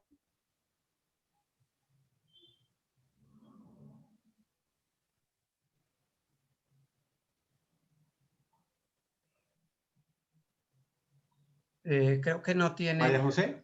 activo el micrófono. Perdón, ya. Pues no, ya Ahí para ya, María José, terminar. ya. Sí, ya. Pues no, ya para terminar, pues buenos días y pues yo no tengo una pregunta, sino pues una apreciación. Y pues primero que todo, pues muchas gracias por hacer posibles estos espacios de conocimiento, porque me parece que son temas pues bastante importantes de indagar y de conocer y de profundizar. Entonces, pues me quedo con esa analogía que hizo el Señor Jesús sobre el cisne negro, que sí me dejó como que reflexionando y pensando bastante, porque pues muchas veces creemos que lo altamente improbable pues nunca va a existir y por eso hacemos como caso omiso a todas esas bajas posibilidades y nos limitamos a cambiar como humanidad. Entonces, pues ya, pues para terminar, también me quedo con algo que mencionó también a lo largo de la conferencia y es que a pesar pues de todo lo malo que ha traído esta pandemia para todo el mundo, pues debemos hacerle frente a las cosas y sacar lo mejor de ello y pues adaptarnos al cambio. Y eso, gracias pues por la conferencia y ya. Muchas gracias. Muy importantes tus apreciaciones y que te haya quedado ese par de mensajitos tan importantes. Habrán otras cositas, pero muchísimas gracias. Antes para terminar, le damos paso al señor director Fernando Garzón. Bien, muchas gracias. Buenos días. Buenos Profesor días. Jesús Cabrera, qué gusto saludarlo y volverlo a ver. Profe Fernando, profe Hernán García, para mí como director es un gusto pues, contar con esos valiosos aportes académicos que ustedes hacen a nuestro liceo. Sin duda la permanencia de los estudiantes en esta sala, sabiendo que ya hace ratico terminó su periodo de clases, es un signo de que les interesa, ¿no? Que les interesa el tema y que es un tema pues que nos compete a todos. Yo agradezco porque son temas realmente actuales y que nos saca de dudas y nos saca de esas falsas ideas que se tejen a veces en estas noticias ligeras que aparecen en los diferentes medios, ¿no? Igual, esto nos genera dilemas, profe Jesús, ¿sí? Son los dilemas en torno a qué hacer, cómo actuar, qué decisiones tomar. Yo tenía una pregunta o no sé, un comentario, profe. Ahorita hay presión a nivel de educación, sobre todo de educación básica, media, ¿sí? En la cual se dice que ya hay que pensar en el retorno, ¿sí? Así sea por alternancia. Con lo que usted acaba de decir en este momento, pues que es lo que todos también conocemos, es en torno a que la aglomeración, la aglutinación de gente, digamos así, es el mejor medio para propagar el virus, ¿sí? Entonces, por eso se habla de distanciamiento social, se habla de todos los protocolos de bioseguridad. Entonces, uno se genera, o se llena de temores o se llena de dilemas, ¿sí? ¿Qué hago? Cierto que también hay que trabajar o tener en cuenta la parte emocional de los niños y que la parte del contacto social es fundamental, somos seres sociales por excelencia. Usted en sus estudios que ha realizado, ¿qué cree que sería lo más conveniente para nuestro liceo en un momento de pensar nuevamente en el regreso, aunque sea por alternancia? ¿Qué pros y qué contras le podría haber a esta iniciativa que pues desde la parte gubernamental, la Secretaría de Educación, por ejemplo, o el Ministerio, presiona, ¿no? Del regreso a clase, pero uno no puede ser irresponsable de si no da las garantías de acceder a esas pretensiones. Me gustaría escuchar su posición frente a eso, profe Jesús. Sí, pues ese tema obviamente a veces sobrepasa el conocimiento que se tiene. Es decir, por conocimiento que tenemos, sabemos que no debemos juntar a la gente todavía, es prematuro, pero existen disposiciones a veces gubernamentales que a veces toca obedecer. Pero pues obviamente también con conocimiento se pueden debatir. Particularmente yo no permitiría que un hijo sea expuesto a eso. Yo preferiría que un hijo mío pierda un año en la vida y no la vida en ese año. ¿Sí? No estamos en un país que ofrece las condiciones. Yo ayer miraba en Medellín, donde están haciendo alternancia, no están tan separados como debieran. Y eso que es un colegio de esos que tienen todas las adecuaciones, pero están encerrados, no hay ventilación, no se ve. Las fotos muestran eso. Y pues es la vida la que está en juego. Es decir, porque el gobierno decide, yo mando a mi hijo, quizás mi hijo no, es decir, se infecte y todo y a él no le pase nada, pero sí me puede infectar a mí, a mi papá, a los que sí los puede afectar. Entonces, pues, personalmente yo no sería partidario de eso. Creo que toda la ciencia está, pues, en este caso, en este contexto colombiano, ¿cierto? No es adecuado en el contexto colombiano, según mi criterio. Sí, muchas gracias, profe. Entonces, hay una estudiante que quiere preguntar, pues sí, es bueno que cuando hay inquietudes atenderlas abusando de su tiempo y de su generosidad. Con mucho Como gusto. antes, profe Hernán García, seguimos en este trabajo cooperativo de la universidad, con el liceo, de la Facultad de Ciencias. Cuente siempre con ese espacio, ese tiempo. Creemos que estos estudiantes son inquietos, de los de 11, los de 10º, y sin duda desde la Facultad de Ciencias se le ha aportado mucho a esa formación. Muchísimas gracias por tenernos en cuenta, profe Hernán, tocayo Fernando Benavides. Esperamos seguir en este tipo de actividades académicas. De mi parte, pues agradecerles infinitamente y démosle paso pues a la estudiante que quiere preguntar. ¿Les parece? Claro. Sí, dale. Y terminamos con el... Sí, señor. Profe Hernán, ¿le parece, profe Hernán? Sí, señor. Lorena, puedes abrir el micrófono y hacerle la pregunta al profe Jesús. Profe, buenos días, qué pena, no era para mí, es para la estudiante, es para Valentina, que pidió en el chat, por favor, le dejaran hacer la última pregunta. Ah, dale, muchas gracias, Lorena, disculpa. ¿Valentina? Sí, buenos días. Bueno, mi pregunta era que, o sea, ¿de qué depende de que el virus sea más fuerte en unas personas que en otras? Y que porque pues se creó el término de asintomáticos, porque en unas personas sí y en otras no. Bueno, eso es sencillo. Todos los organismos humanos somos genéticamente diferentes. Así seamos hermanos, así Valentina, tú tengas una hermanita muy parecida a ti. Genéticamente tienes diferencias. ¿Qué quiere decir eso? Tu receptor de angiotensina, es decir, la cerradura donde calza la llavecita que trae el virus, que es la proteína S, esa cerradura tuya es distinta a la de tu hermanita. Entonces, pues, por un lado se puede infectar un poco más fácil una que otra persona. Si ya el virus logra entrar, también hay diferencias ya no solo en la cerradurita, sino en todo el otro proceso. Cuando les hablaba de inteligencia molecular hace un ratito me refería a eso. Tenemos toda una maquinaria de procesos químicos que están sucediendo. Todos esos procesos químicos son distintos en cada persona. De hecho, el sistema inmunológico, que es parte de todos esos procesos químicos, pues no te lo describo con todo el detalle porque pues todavía no estás con las bases suficientes para eso, pero ten en cuenta que cada uno reacciona de manera distinta. La enfermedad la causa la respuesta que uno genera contra el virus. Se llama respuesta inflamatoria. Cuando la respuesta inflamatoria es exagerada, se habla de hiperinflamación y esa es la que más gente está matando. pero si tu respuesta